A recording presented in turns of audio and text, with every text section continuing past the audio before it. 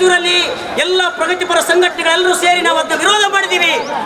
ಕೇಂದ್ರ ಸರ್ಕಾರ ಇವತ್ತು ಅದನ್ನ ಅಣುಸ್ಥಾವರ ಸ್ಥಾಪನೆ ಮಾಡಿ ನಮ್ಮ ಬದುಕಿನ ಜೊತೆಗೆ ಆಟ ಆಡ್ತಾ ಇದೆ.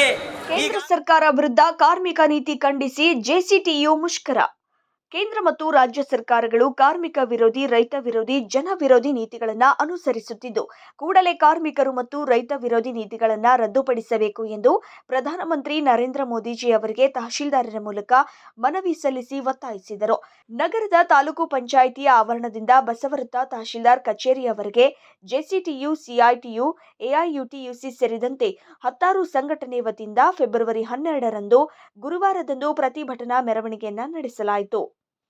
ನೂರಾರು ಸಂಖ್ಯೆಯಲ್ಲಿ ಅಂಗನವಾಡಿ ಕಾರ್ಯಕರ್ತೆಯರು, ಆಶಾ, ಬಿಸಿಯೂಟ ನೌಕರರು, ಗ್ರಾಮ ಪಂಚಾಯಿತಿ ನೌಕರರು, ಅಸಂಘಟಿತ ವಲಯದ ನೌಕರರು ಕೇಂದ್ರ ಸರ್ಕಾರದ ಕಾರ್ಮಿಕ ವಿರೋಧಿ, ರೈತ ವಿರೋಧಿ ನೀತಿಯನ್ನ ಖಂಡಿಸಿದರು.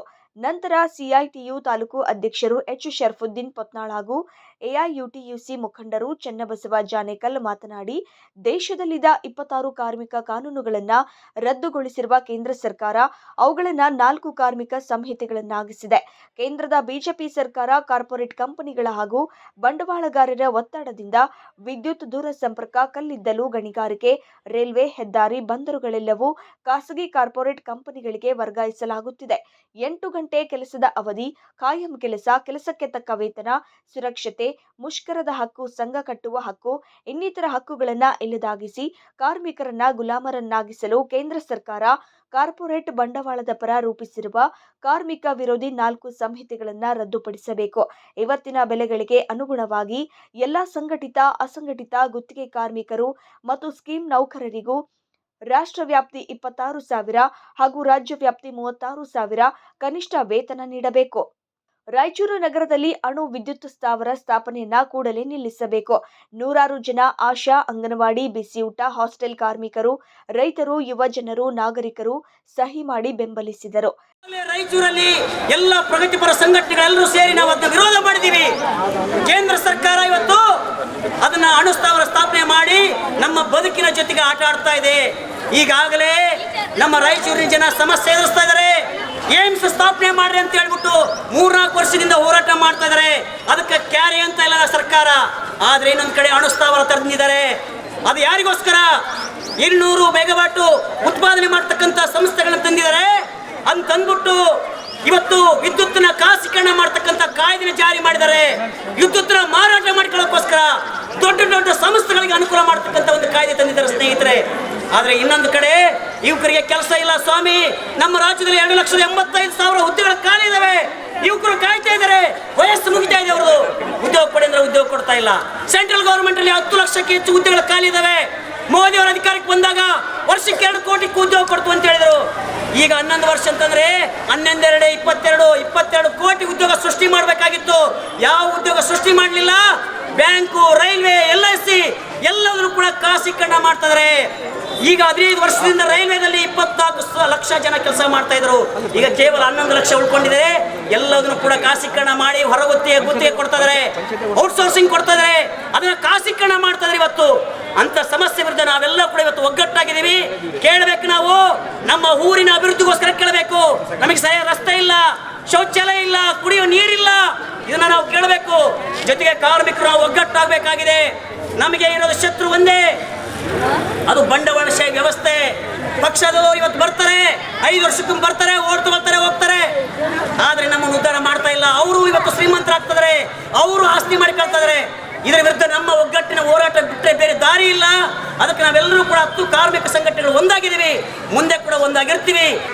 ಇವತ್ತು ನಮ್ಮನ್ನಾಳ್ತಕ್ಕಂಥ ಕೇಂದ್ರ ಸರ್ಕಾರ ಇವತ್ತು ಬಡ ಜನರಿಗೆ ನಾವು ಏನೋ ಭಾರಿ ಮಾಡಿಬಿಡ್ತೀವಿ, ರೈತರಿಗೆ, ಈ ದೇಶದ ರೈತರಿಗೆ ನಾವು ಸ್ವರ್ಗನ ಸೃಷ್ಟಿ ಮಾಡ್ತೀವಿ ಇಲ್ಲಿ ಅಂತೇಳಿ ಇವತ್ತು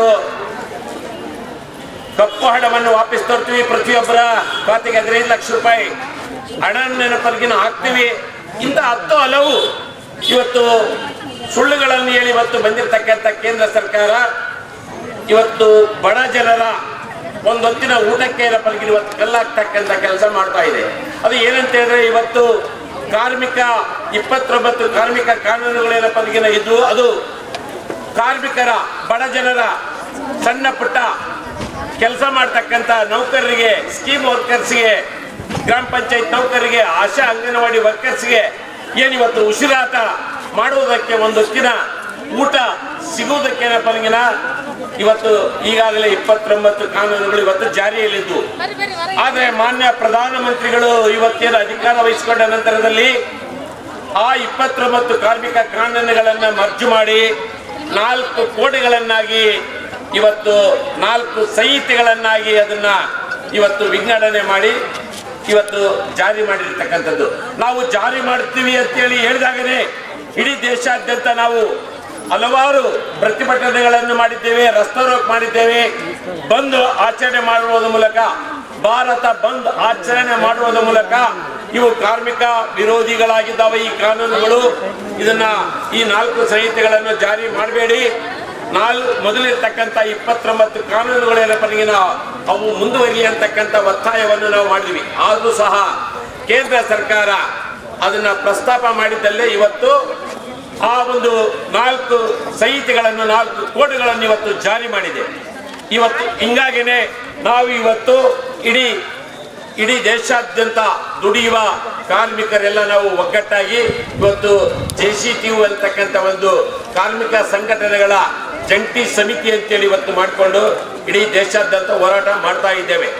ಏನು ಹೋರಾಟ? ಈ ಸಂದರ್ಭದಲ್ಲಿ ಎಂಬಿ ಸಿದ್ದರಾಮಯ್ಯ ಸ್ವಾಮಿ, ರುದ್ರಪ್ಪ ನಾಯ್ಕ, ಅಂಬಣ್ಣ ನಾಯ್ಕ, ಕಾರ್ಮೇಡ್ ಚೆನ್ನಮ್ಮ, ಕಾರ್ಮೇಡ್ ಮೊಹಮ್ಮದ್ ನೀರಾಮಾನ್ವಿ, ಸಿದ್ದಲಿಂಗಯ್ಯ ಪತ್ನಾಳ್, ಸುಜಾತ, ಗಂಗೂಬಾಯಿ, ವೆಂಕಟೇಶ್, ರಮೇಶ್ MD, ಮಸ್ತಾನ್, ಗೋವಿಂದರಾಜು ಸೇರಿದಂತೆ ನೂರಾರು ಅಂಗನವಾಡಿ ಮತ್ತು ಆಶಾ ಕಾರ್ಯಕರ್ತೆಯರು, ಕಾರ್ಮಿಕರು ಇದ್ದರು.